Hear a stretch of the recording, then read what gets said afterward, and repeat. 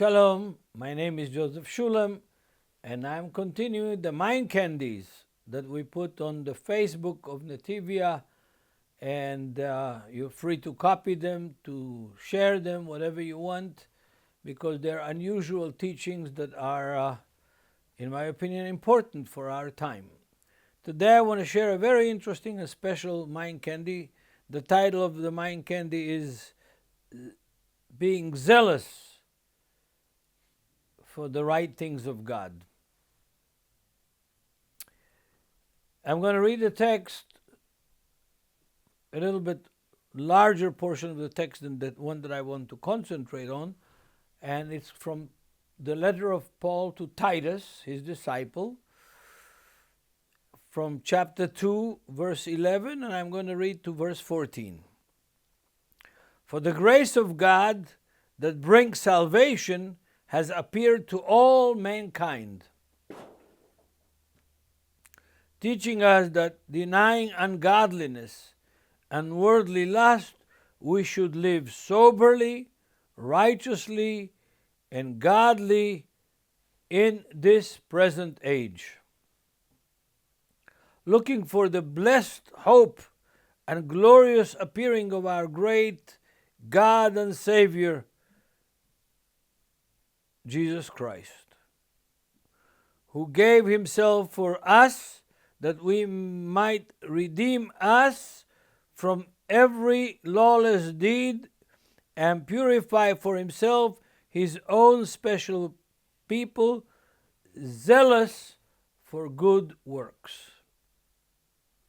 So the phrase that caught me and motivated me to do this mind candy is zealous for good works, or literally being zealots for good works. The word zealots is normally received in the English-speaking countries and cultures as something negative. To be a zealot means to be radical. It means to be sometimes forceful, violent.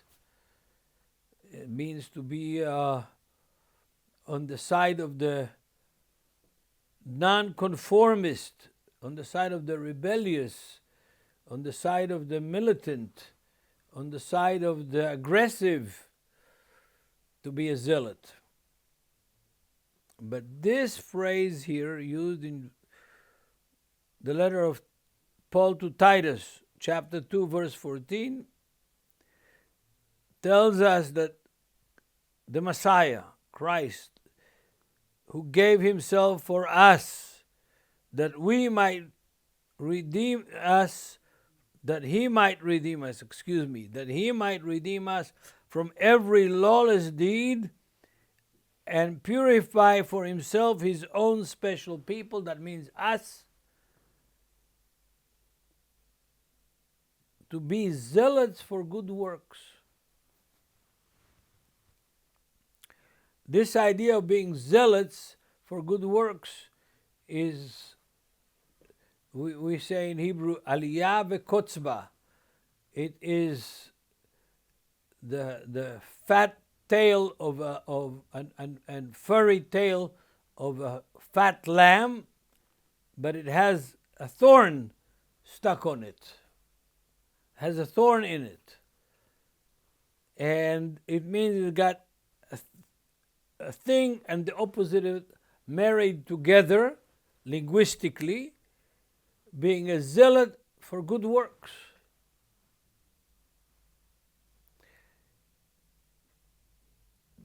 That's the mind candy. But how does it play? How does it actually play for us in practice? That is the big issue.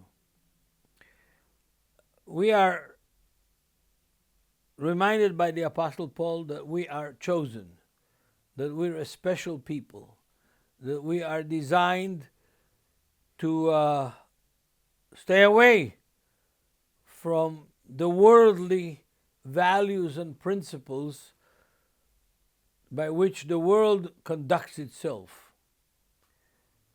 he reminds us to set ourselves apart from the world. In verse 12, 13 of chapter 2 of Titus. That the Messiah, the Christ, the Savior, gave himself for us to redeem us, to purify us, to make us a special people. He's using language here from the book of Deuteronomy. He's using the language of the book of Deuteronomy to be God's precious or special possession from all the nations on the face of the world, of this earth. That Deuteronomy 7 verse 6. The same word is used again in Deuteronomy 26 verse 18. For God has raised you today to be for him a people, a nation, a chosen nation, a special nation, as he has directed you, commanded you, instructed you to do his will, to keep his commandments. Same concept is repeated in the prophets, in Isaiah, Jeremiah, Ezekiel. My favorite place in that this context is from Ezekiel 37 verse 23. So that we will not continue to be defiled with the idols and the abominations and the crimes, because I saved you from all their dwelling places, means the diaspora, in which they have sinned, and I have purified you, and I have made you my people, and I made them my people, so that I can be their God. So this idea of set apartness is a key idea in the New Testament. If you're in love with the world, you become an enemy of God. And that is a big problem, dear brothers and sisters. It's a big problem because our message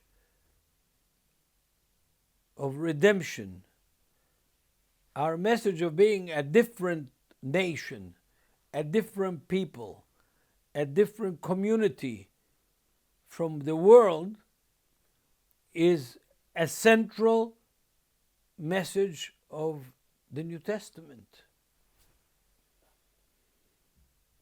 But we've more or less forgotten things. Now, we have quotations based on this text from Titus, and maybe quotations that Titus is basing this text on, of the idea of being zealots for what is right, for what is good, for good deeds. Not just for good deeds, but with a special zeal, the zealot zeal to do what is right. We are commanded, we read the text from Titus. I could read you text from Philo, from Alexandria, a famous Jew and a philosopher and a writer and a Torah scholar that was the ambassador of Egypt in Rome, sent by the government of Egypt, maybe by Cleopatra herself, because about the same time. Maybe a little earlier than the apostles and Yeshua, but about close to that time. Philo of Alexandria was the ambassador of Egypt in Rome, a Jew. And he too uses that same language. Zeal for what is right. It's not enough to say, I'm for what is right. We've got to have that burning fire inside of us, that zealousness inside of us to do right and to stand with what is right. And this idea is the language of two things that are opposed to each other. Because when we talk about zealots and being zealous and being, it also implies being radical, being strong, being aggressively for that which is right, that which is just, that which is good, that which is holy. And that zeal, that zealousness is what the Apostle Paul is writing to Titus about. That is a point that, we don't hear about so much in the churches. We want to be mild on everything. We want to be peaceful on everything. We want to be accepted by everyone. We want to be,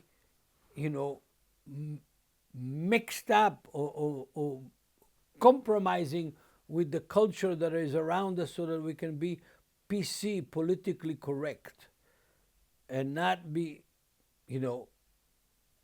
standing out. But this text in Titus, using the word zealotes, zealots, for what is right, for what is holy, for what is good, for what is good in the real ontological sense of good, which is the opposite of bad, to be zealous for it. That element, dear friends and brothers, is mind candy. For me, it is mind candy. It's teaching me not to compromise. It's teaching me to be radical for what is good. Not just being something for it.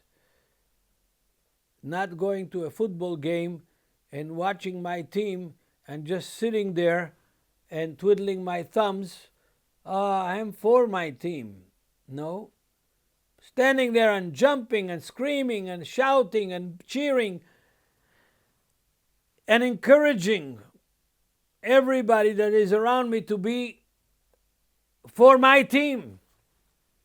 That's what the word zealous means. And I think that it's mind candy.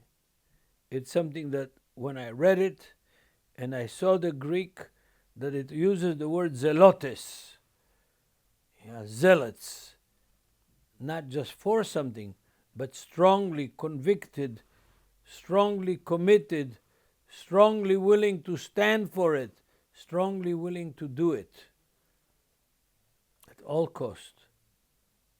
That which is good, those commandments which God commanded, those things that God wants from me, and to be totally, radically committed to them. May God bless us all. To refocus our commitments, to forget the world's politically correct culture and make it godly correct culture, godly correct lifestyle that is on fire, radical for that which is right and that which is good and that which is holy. May God bless us and fire up our commitments. I was raised by a mother who was communist, and she was 100% communist and zealous for everything that the communists believed in and did. But when she became a believer in Yeshua, she stopped being committed to the communists. But that same zeal and commitment that she had for the Communist Party, she transferred and multiplied being a disciple of Yeshua, of the Messiah, of Jesus.